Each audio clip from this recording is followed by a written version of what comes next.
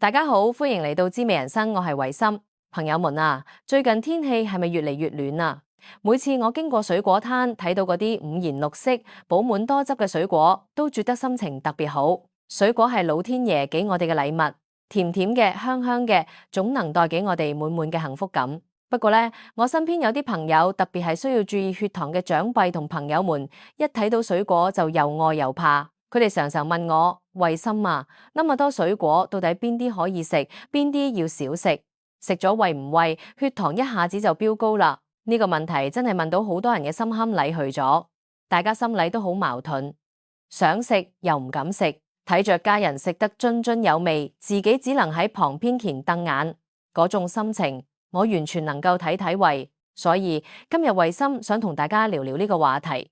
呢個唔係咩艱深嘅醫學道理，而係一啲我從有經驗嘅朋友嗰嚟學嚟嘅好實用嘅生活智慧。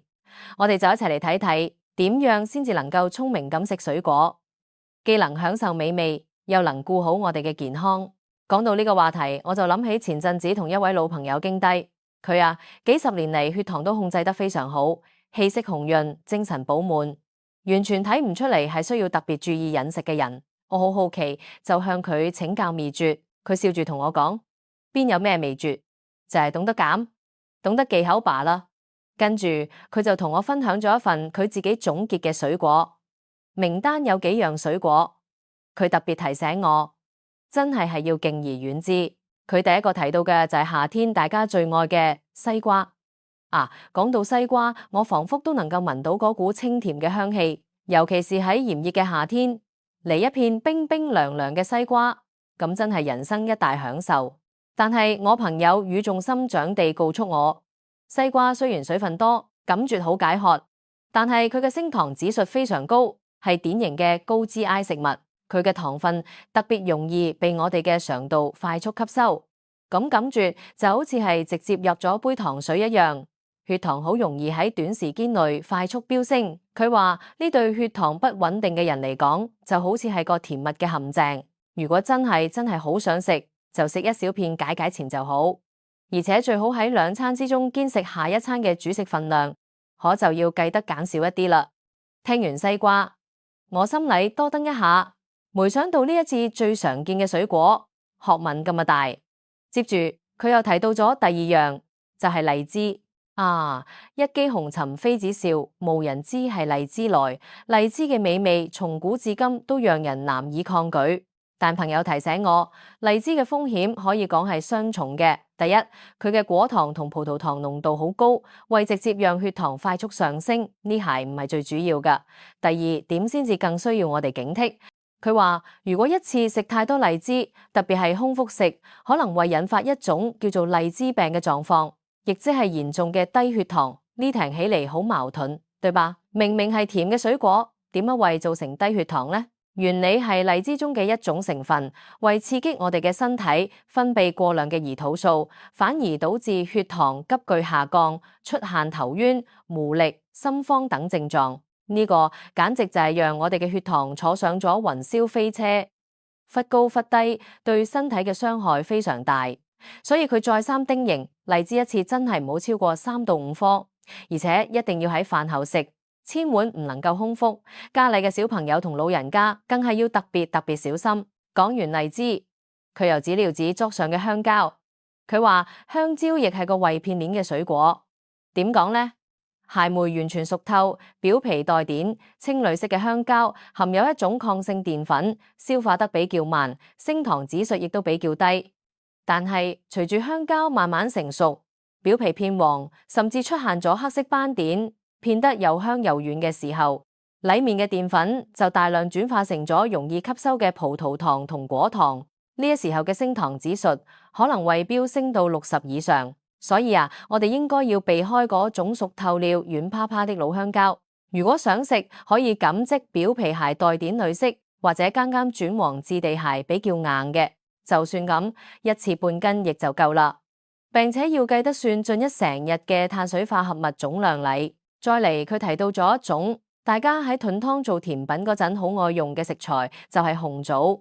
新鮮嘅紅棗，我哋一次可能亦都起唔到幾顆。但係問題出喺紅棗糠，紅棗喺曬乾之後，水分蒸發咗，糖分高度濃縮，升糖指數可以高得嚇人，甚至同我哋嘅白米飯差唔多。好多人喺煲湯嘅時候，隨手就揸一大把紅棗鉗丟進去，覺得好養生。結果呢啲糖分都溶解喺湯水裏，我哋喺不知不覺中就藥落去咗大量嘅糖。所以無論係直接當零食食，鞋係用嚟煲湯，紅棗鉗嘅量都一定要嚴格控制。至於新鮮嘅棗子，一次大概5到7顆，用嚟替代一部分主食，一樣為比較安心。最後一樣佢提到嘅係鳳梨，鳳梨酸酸甜甜嘅，非常開胃，好多人都喜歡。而佢嘅升糖指數講出嚟，大家可能胃嚇一跳，其實亦都屬於中高範圍。佢嘅酸味常常會讓我哋誤以為佢不咁甜，結果不知不覺就食多咗。而且鳳梨裏有一種鳳梨酵素，可以幫助分解蛋白質，呢個喺某種程度上可能會加速我哋對整餐食物嘅消化吸收速度，從而亦都加快咗血糖嘅反應。如果一次食得比較多，對血糖嘅衝擊會相當明顯。聽完這呢份小心名單，我心裏真係有點沉。難道我哋呢啲需要注意血糖嘅朋友，就真係同甜美嘅水果無緣啦嗎？睇我眉頭深鎖嘅樣，我朋友笑住拍拍我，講別擔心，當然唔係咁啦。懂得避開地雷，更要懂得尋找寶藏啊！跟住佢就同我分享咗另外一份讓人安心嘅口袋名單。呢啲水果不僅升糖指數低下，富含纖維同各種營養素，對我哋嘅身體非常有益。佢首推嘅就係各種莓果，似係草莓、藍莓、覆盆子，呢啲佢哋就好似一顆顆彩色嘅寶石。呢啲莓果嘅升糖指數好低，而且富含水溶性膳食纖維，可以減緩糖分嘅吸收速度。更棒嘅係，佢哋裏面有豐富嘅花青素同多酚類物質，有好多研究都證實呢啲好東西能夠改善胰島素嘅敏感性，幫助我哋更好咁控制血糖。可以直接揸一小把當作健康嘅零食，或者加喺無糖優格燕麥片裏，既能增加風味，又對身體好，真係一舉兩得。第二樣係櫻桃，櫻桃嘅升糖指數只有22左右，係非常理想嘅低 GI 選擇。有研究發現，櫻桃裏面嘅花青素不僅可以抗氧化、抗發炎，還可以刺激我哋嘅胰臟，增加胰島素嘅分泌，從而幫助降低血糖。不過要記得，我哋講嘅係新鮮嘅櫻桃喎，一次食個10到15顆就非常足夠啦。再嚟就係柚子，柚子嘅升糖指數大約係25，水分充足，纖維亦好豐富，食起嚟有飽足感。佢含有嘅一啲有機酸對控制血糖亦都好有益處。一顆中型嘅柚子，我哋可以分好幾次食，非常划算。不過講到柚子，我朋友特別叮嚀咗一件事。呢一點大家一定要記在心上。如果你正喺服用某啲降血絲、降血壓嘅藥物，千萬唔好食柚或者喝柚子汁，因為柚子裏面嘅成分會干擾呢啲藥物喺我哋身體裏嘅代謝，可能會造成好危險嘅後果。所以喺食之前，唔必之尋你嘅醫生或者藥師，呢點真係非常重要。第四樣安心水果就係我哋最熟悉嘅蘋果，蘋果嘅升糖指數大約喺30粒左右，係我哋心中嘅健康水果代表。但係朋友提醒我一個重點，請唔必連皮一齊食，因為蘋果大部分嘅營養只係膳食纖維同抗氧化物質都集中喺果皮上。呢啲纖維能大大減緩糖分嘅吸收速度。唔同品種嘅蘋果甜度會有啲差異。一般嚟講，口感比較爽脆、偏酸一點嘅品種會更適合需要控制血糖嘅朋友。最後一樣係梨子，梨子同蘋果一樣，都係低升糖指數、高纖維嘅代表。梨子豐富嘅水分可以幫助我哋補充水分，緩解抽燥。同樣嘅，亦都建議清洗乾淨後連皮一齊食。對於腸胃比較弱或者牙口唔好嘅長輩，可以適將梨子蒸熟咗再食。雖然蒸過之後升糖指數會稍為上升一點，但依然比好多其他水果要嚟得安全，而且還能潤肺止渴，非常唔錯。光係知道食乜嘢，唔食乜嘢。其實還唔夠，我朋友話最重要嘅係要掌握幾個心法，先至能夠真正食得安心又健康。第一係時間，千萬唔好空腹食水果，亦都唔好喺食完飯後即刻食。最理想嘅時間係喺兩餐之間，比如話早上10點或者下晝3、4點。呢個時候上一餐嘅食物消化得差唔多啦，食點水果可以預防低血糖，又可以避免同正餐嘅碳水化合物疊加埋一齊，造成血糖負擔過重。第二係份量，再好嘅水果都唔能夠過量。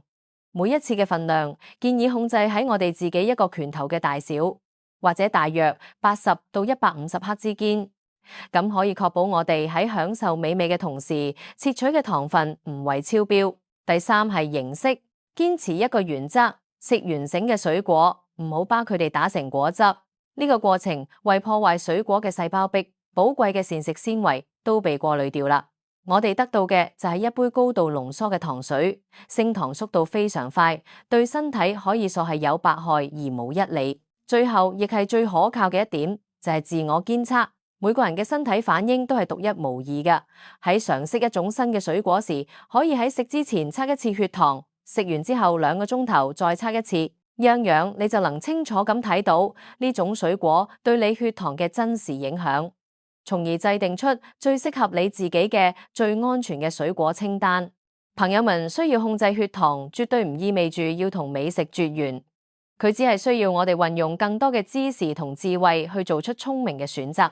滋味人生唔就係咁啊！我哋用心去品嘗生活嘅甜美，亦都識得點樣去安放嗰份甜。只要我哋掌握咗呢啲科學嘅飲食規律，搭配上規律嘅運動同愉快嘅心情，我哋嘅身體就一定為給我哋最好嘅回饋。希望今日嘅分享對大家有幫助。我係維心，我哋下次再見。